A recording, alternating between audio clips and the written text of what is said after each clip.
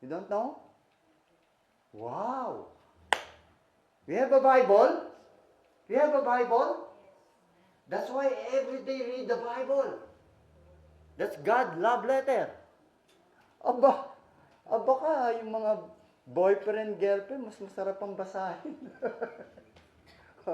Medyo romantic. Hindi ba romantic si Lord? Ang gaganda ng word niya, lalo sa Ecclesiastes, ha? Sa Psalms, sa Proverb. Grabe si David, very romantic. Di ba? Who said, the one who sent me is with me. He has not left me alone, for I always do what? God the Father.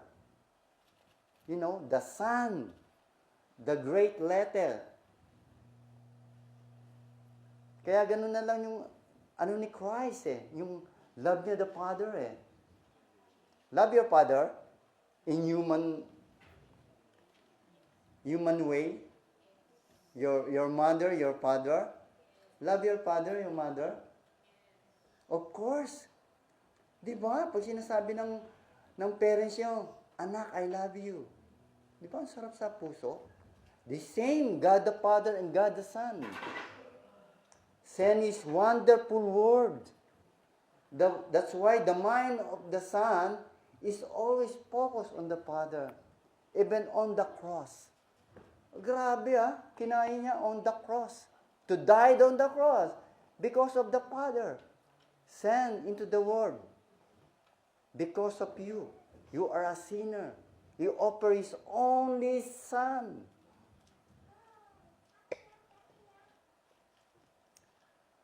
Who always themselves and jealous, selfish, fearful, quarrelsome, that negatively in everyone. You know, sometimes our mind corrupts of the word. You corrupt your mind? You corrupt your mind to this word? Ngayong mundong nilalakaran nyo? No? O yes? Daming iniisip. Ano kaya yung mga bagay na iniisip? The word put in your mind everything. Hindi na nga kaya lalo din sa Japan, dami, no? Paglabas nyo mamaya, punta kayo sa mga Shopee. Napakaraming pwedeng bilhin. Di ba? But it's okay. No problem about that. Good news. To hear the word, to remind and advise to our pastor, of course, and the leaders. How can we obtain the wisdom of God? Mind, that is in method of God, knowledge of the mind of God. Of course, here, inside the church. In your home, I don't know. If you read the Word of God, your personal Bible. How many of you have personal Bible? O baka lahat, nakalagay doon sa internet, sa cellphone. But now, generation, it's okay. But, you know, it's good for you to have a personal Bible. I always say that every Sunday. Sometimes, my Bible in my left side and my right side. Before I sleep, I open the Bible. You know, kahit natutulog kayo, Satan will watching you. Wow, sarap ng tulog. Di ba? Put something, everything in your mind. Kaya, ang iba sa inyo, siguro, nananaginip pa, we have dream. Bad dream. You have experienced bad dream? Meron pa ba? Dapat wala na if you are true Christian. You know, before I accept Christ, the dream vanished. Now my dream is different. Dream from God. Yung vision. Di ba? Something different. Example, the Bible, those who live a true Christian or born again, living the Spirit, mind, soul, and body, you have the mind of Christ, walking in the Spirit. It's hard to walk in this world alone, kayo lang, yung sarili, personal. I know you experience the way na hindi pa kayo born again dati. Di ba? Your mind, put in your mind different thinking. Sometimes double-minded. Gagawin ko kaya to? Tama ba to? Mali ba to? It's hard, di ba? It's hard. That's why you have the Spirit of God to guide you to walk in this world. Galatians 5:16 to 26. Ryan, paki-open mo nga, wala sa ano ko eh. Galatians 5:15 to 26. Yes. I say them, walk in the Spirit, and you shall not fulfill the lust of the flesh. For the flesh lusts against the Spirit, and the Spirit against the flesh. Wow, di ba? Na-experience nyo? And these are contrary to the one another, so that you do not do the things that you wish. But if you are led by the Spirit, you are not under the law. It's very difficult to walk in this world, not led by the Spirit of God. Because your own spirit lead. That's why we have the love letter of God. Very simple. All this kind of practice are stated in the Holy Word of God. Do you not know that the wicked will not inherit the kingdom of God? All these practices sins, their places will be in the lake that burn with fire and sulfur. This is the same death and wrath of God in the coming, the Son of God. Those who are disobedient. We have the mind of Christ. In 1 Corinthians 2:16. For who has understood the mind of the Lord, so as to instruct him, but we have the mind of Christ. But in the human way, sometimes your parents nga eh. Di ba? Sometimes, hindi tayo nakikinig. Matigas ang ulo natin. But the simple way, the instruct your mother, your father, is good for you. But the instruct of God is powerful to you. How you follow the God, your God, if not follow your parents? Very simple. It's hard to follow God if you not follow your parents. Kaya nga maraming kabataan eh, nasisira ang buhay, nag-aasawa na maaga. Di ba? You need to follow your parents, human parents. But God instruct all of you, the great Word of God. It means that as follower of Jesus, we have access to His wisdom, His perspective, and His way of thinking. But here's the real question. If you have the mind of Christ today, you have the mind of Christ today? If not, it's a big question for you. Why do we have 10 still think like the world? I know of you, all of you. Even you are inside the church, your mind is wandering. I discern it. Your mind is wandering. Or sometimes your hand have a cell phone. You know, it's very difficult to put in the mind of Christ. Because, you know, the world is very difficult. It's very to walk without the Spirit of God. You know the example. Just like a husband and wife who have lived together for a long time, their way of thinking become similar, not the same spirit or not the same mind or thinking. I know, you know what I mean. Even sometimes, Pastor and I, may mga pagkakaiba, especially sa mag-asawa. Not only husband and wife, sometimes your friend, sometimes you're together in your house, different mind. But if you read the Bible and fellowship with Jesus, we begin understand how you think. We active His mind. Those who read the Bible, you read your Bible today? You read your Bible today? You open your Bible today? You wake up in the morning, you pray to God, open your Bible, memorize the verse.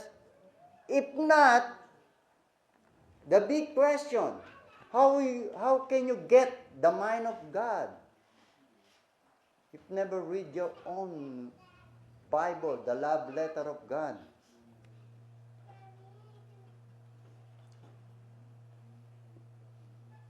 So sometimes they are different in a perspective. Belief, but there are perspective of belief in the same. There is no argument. You argue your husband, your wife today, your friend, or your girlfriend or boyfriend, you argue, you experience. You experience today, you experience argument.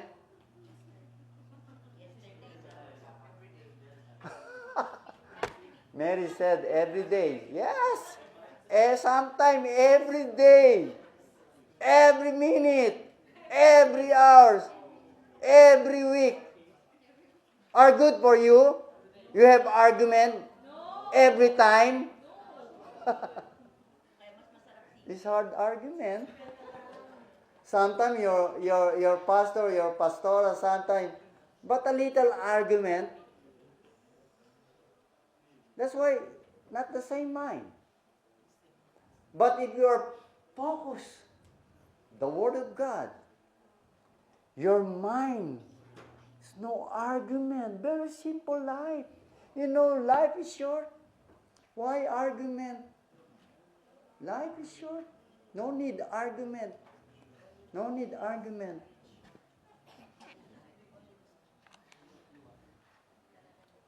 No matter what relationship is, we should have or thought of God, who give us, if we continue to ask for knowledge or continue to study the meditate in His Word, we will not have the same knowledge of the knowledge of God.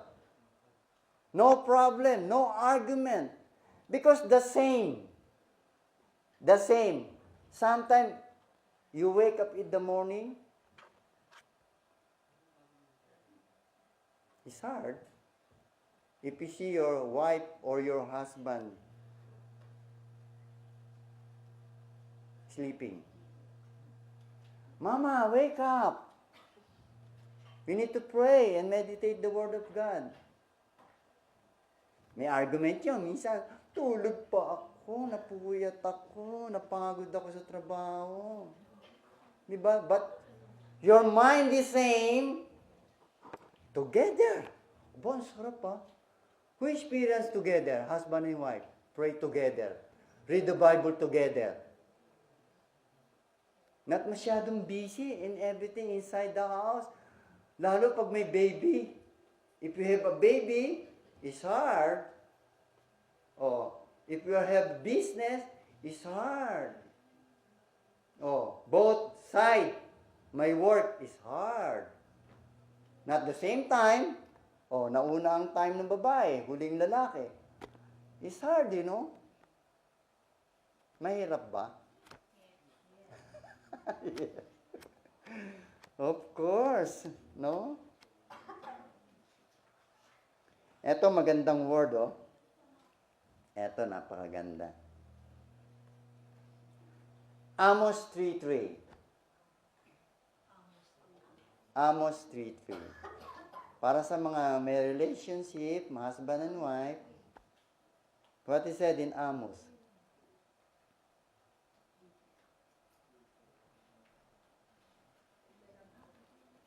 Okay. Can two walk together?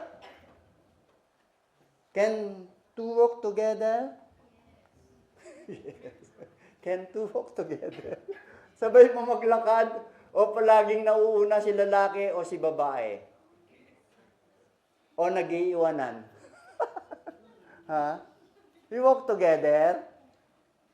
Aba, it's good, here in Japan, sister, brother, sometimes you don't think that the Japanese very, boring. No, it's not. Even the Japanese, Pastor and I see, walk together, the age of, I think, going to 60. Very sweet, Not only the Filipino, even the Japanese, we have. Walk together, magkahawak pa ng kamay, holding hands. Experience holding hands? Now? Yung mga mag-asawa. Mag-boyfriend, magkaibigan. Nag-holding hands pa ba? Yes. Ako, sometimes, Pastor, holding hands pa tayo. But sometimes, we need to express your love. Holding hands. Akbay. Pagtawid sa pedestrian, hawak kamay. Hawak kamay. Di ba? Maganda? You need to practice. Not only the young people always holding hands. Di ba? Even the old age, we need holding hands. Sino nag-kiss ngayon? Nag-kiss pa ba? Sa mag-asawa? You always kiss your wife, your husband. Aba, si Pastora, hindi pa nga nagigising yan. Kinikiss ko na. Mama, gising ka na. May kiss pa yun,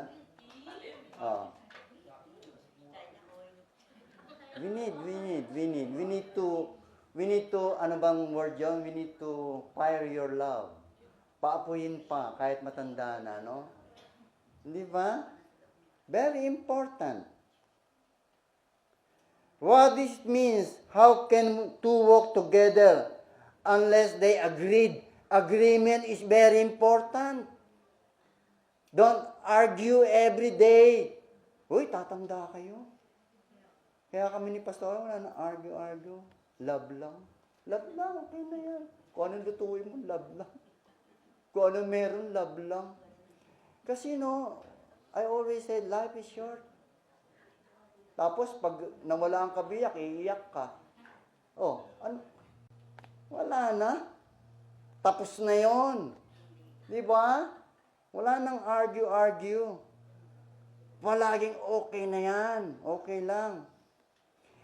Emphasize the importance to share goal and alignment for successful collaboration or harmonious relationship, whether in a personal or spiritual context. Wala na. Dapat love na lang. Okay na yan. Huwag lang gagawa ng sin. Yun lang talaga, sin. Hindi naman ganun kahigpit si Lord. Lahat bawal. Mabait nga si Lord Up to now, tingnan nyo, buhay pa tayo. Di ba kayo nabibless? Up to now, you are alive. You have work. You have children. You have a good house. You have a car. And everything. You have a money. You have strength. Di ba? Di ba kayo natutuwa na lang ng gano'n? Huwag lang gagawa ng sin. Sabi ni Lord, huwag ng sin. God is good. All the time. Di ba? All the time na nga eh. Sinabi, not all the time. Umabot nga tayo sa ganitong buhay. I always say this to you. This is my third life. The Lord gave me another life. Pag nagka-problema ako sa physical ko, I ask God, Lord, huli mo na ba ako? Sabi, Lord, di pa. Okay lang yan. May sakit ka. Kahit may sakit ka, mabubuhay ka. Kasi, ako ang Diyos mo eh. Very simple, di ba? Uy, God is the healer. May sakit ka nga, takot ka. Bakit ka matatakot? Eh, sino ba ang Diyos mo? Ako nga, may sakit eh. Pero hindi natatakot.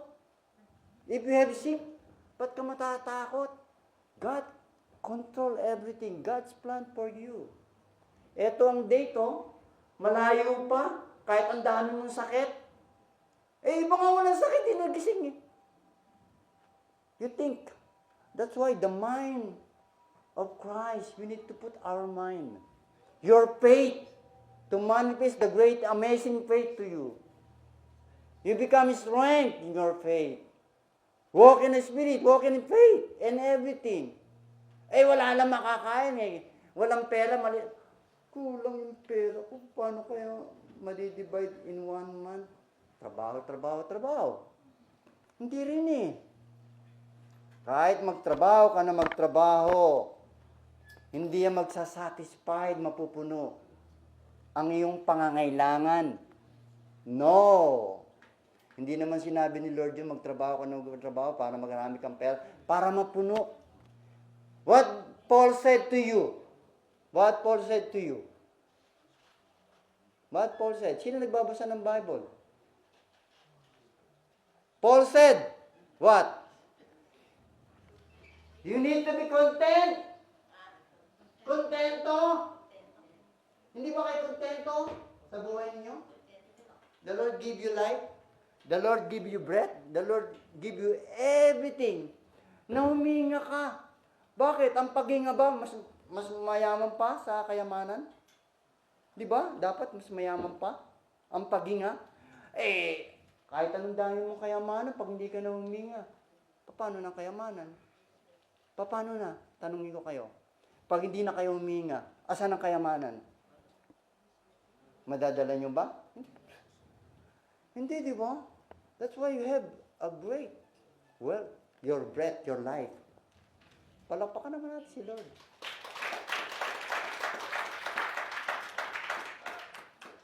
Eh, kami nga ni Brother Jose, sa edad namin, dami na inabot na sakit eh. O, bakit buhay pa kami?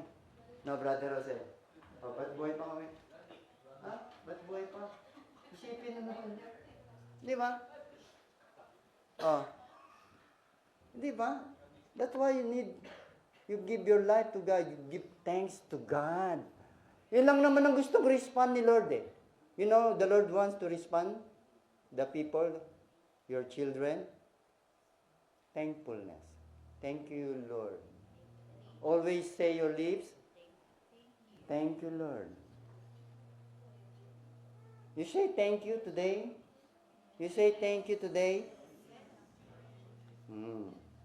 Thank you very much. Every morning when I wake up. Di ba? The Word of God is the will of God. As we understand His Word, we understand what His will in a certain aspect our lives. Even your situation, wherever you go, your work, your family, your relationship, everywhere. Napapalo ko pa ba? Sometimes if the Lord talk to you, it's hard to follow the outline. Ikukonkluso mo na lang eh. Na kasi kung isahin ko, 5 points eh. Hindi ko na masyadong tinitignan na lang, no? Yung moving ni Lord, sometimes, no? The will of God is very important to your life. Your mindset in the will of God, you need to focus your mind to the will of God, not your will. Because if you follow your will, sometimes the human mind become pale. Your decision, masyadong, what you call this, maramdamin, madrama. Madrama ba tayo? Di ba? It's hard. Mahirap. But if follow the will of God, it's very easy. It's very easy. Where you find the will of God? Saan nyo makikita? Saan natin makikita at malalaman? Yes, the Word of God. If you read your own Bible, the Lord give you wisdom, not the wisdom of this world. It's very different, the wisdom of God and the wisdom of the world. But it's okay to combine because you need the wisdom of the world, not only the wisdom of God. That's why God created you. God gave the world beautiful to experience the beautiful here in this world. How to active the mind of Christ. I know you are active in some way. You are active today. You are active today. You are active. Say no, yes. You are active. Active of some activities, but it's also good. But the mind is very important. Renew your mind daily. What is said in Romans 12:2. You can have the mind of Christ if you are filling your mind with the Word. Word of God. In words of the Word. Out. Dapat out eh. Not in. Dapat in tayo. The Word of God. But if your mind is always in the world, talagang lalaruin ang pag-iisip ninyo. Kasi ang mundo, napakaraming hatak eh. Maraming gusto ang tao, the flesh.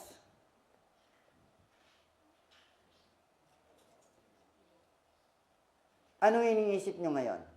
Now, today, anong nasa isip ninyo? Sa akin ba? O nasa labas?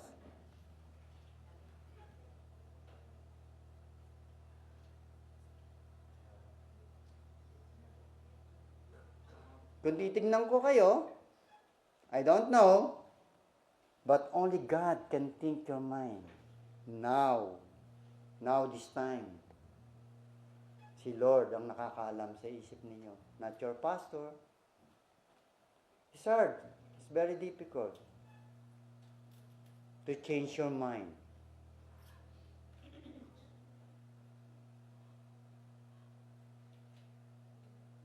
Your mind is still bound by the thought of the world you live in that do not match the thought of God.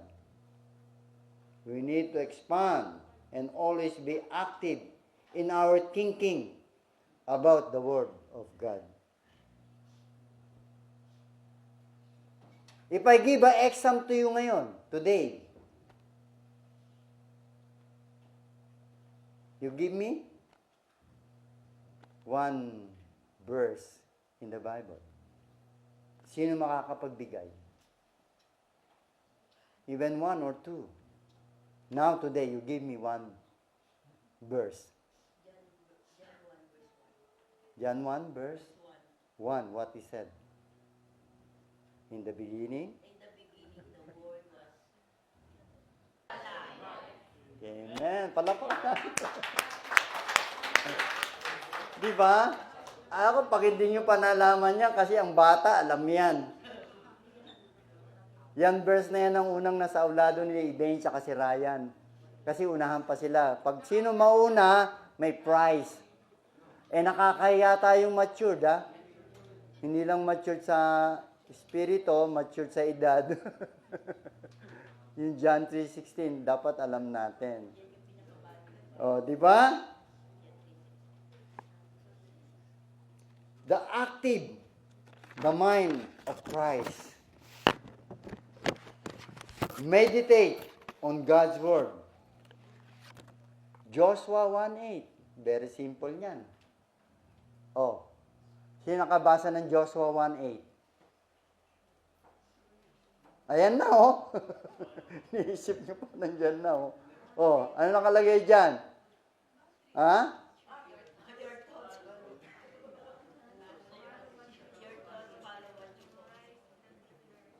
This book of the law shall meditate day and night. Di ba? Meditate day and night. Nagme-meditate ba kayo? Ha? Sino nagme-meditate dito? Ano ba yung meditate? Ha? Ano yung meditate? Ano bang ibig sabihin na meditate? Ha?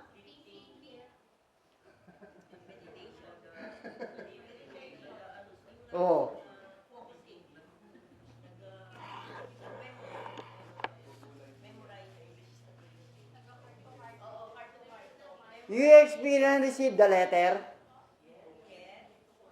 You experience receive the letter? Love letter ng boyfriend? Naka-experience kayo? How many times you read? How many times you read? Ha? How many times you read your letter, your boyfriend, your girlfriend? How many times? Even sometimes one letter. And you keep it in the best place na hindi mawawala. How many times you get your letter? How many times? Only one. How about the other? How many times? 3 or 2? Wow naman. Many times. Totoo. Magpakatotoo kayo. At least si Mary, alam niya, many times. You know why? Bakit many times? Kasi mahal na mahal niya di ba? Ako nga, love letter ni Pastora, hindi lang natin mabilang na. Kung minsan, kabatay, nung ulit ko pa ulit, binubuksan ko. You know bakit? Why? Why you always open the love letter? Kasi yung puso mo, kinikilig ka, Ganda naman ng mga sinabi nito. Kahit nag-aaway kami paminsan-minsan, nare-reveal yung mga love letter. The same God. The same God. If you love God, so much, 100% or more than 100%. You open always the Bible. Because the Bible is the love letter. The Bible is the love letter. Not only, example, the Bible, You open the Bible before you sleep. For God so loved the world that He gave His only begotten Son, etc. Close. Tulog na. Ganun ba? Meditate the Word of God. Verse by verse, letter by letter, sentence by sentence. Because, there are deep meaning to share to you. Not only read. If you read, very simple Di ba? Pag binasa mo, yun lang yun You need to meditate. Because the Lord wants something to share to you. You need the mind of God, Christ. That's why we have the Word of God. Meditating is a picture of how can the animal chew the food. The cow, how to eat the grass? Chew. The same. If you read, the Word of God, taste it. The Word of God is very delicious. Very oishy. Di ba? The same, the love letter.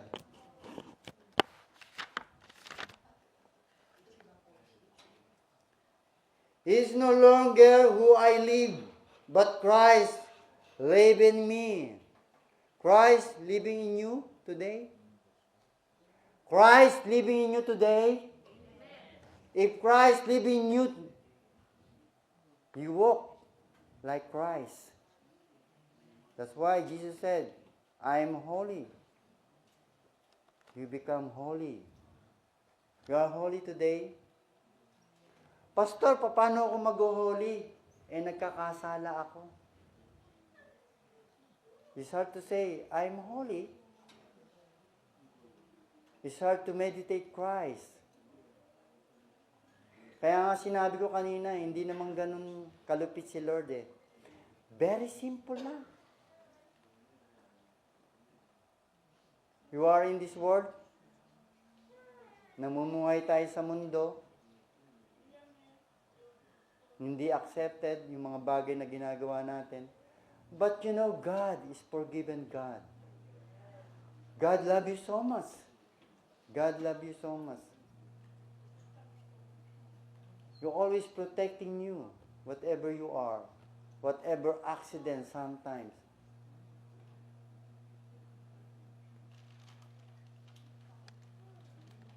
Does Christ live in your life? If you're Christ in your heart, you have a good mind and full of wisdom. You have a wisdom today? You have a full of wisdom today? What kind of wisdom? Wisdom of this world? I know all of you are very talented. I know all of you are matalino. I know all of you graduated a good school, have medal. It's good to have a medal. You know?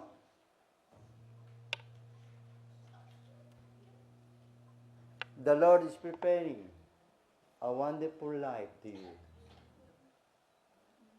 We have a reward in heaven. We have a reward in heaven. Are you interested, the reward that God wants to share to you? That the Lord wants to give the reward to you? Let's stand.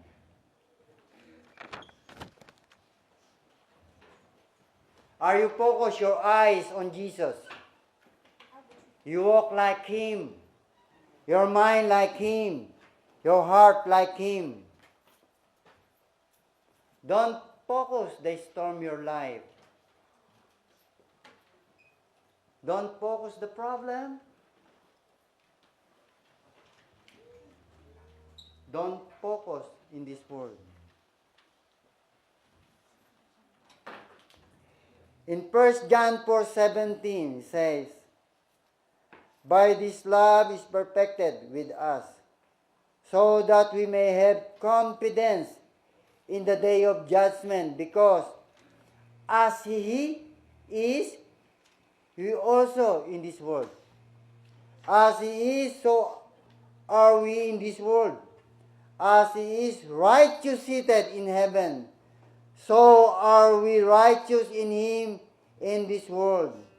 As He is healthy in heaven, no sickness and disease, so are we in this world healthy and strong.